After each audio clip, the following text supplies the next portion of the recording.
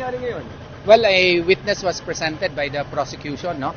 And he was examined and cross-examined. Yun lang ang pwedeng masabi ko po. Pasensya na. So, iba pa bang humarap?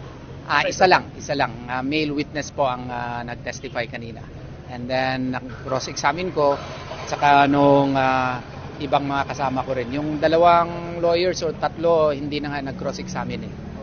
Sir, kumusta si Pastor Kibuliga pala? How's his health? Okay naman. Medyo okay na siya ngayon. Sa awa ng Panginoon, awa ni Allah Subhanahu wa Ta'ala, medyo okay siya ngayon. Humarap din ba siya? Well, he was present in the proceedings, but turn pa kasi ng prosecution ngayon. So yung prosecution witness muna ang nag-testify. So what's next? March 5, I believe. I think they will present a witness on March 5.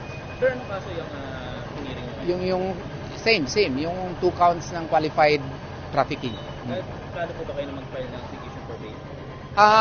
Ongoing yan ngayon. Na-deny kasi yung petition for bail namin. Nag-file kami ng MR. So, it's an ongoing thing. Pero baka parang diretso na ata ito to decision eh. So, kung mag-end yung prosecution on March 5, I would expect that they would be filing a formal offer of exhibits.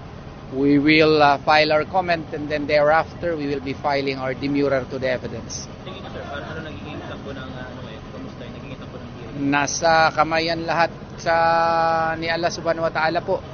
Hindi ako makasabi na okay, hindi rin ako makasabi na I'm hopeful lang na sana maganda yung resulta para sa kliyente ko.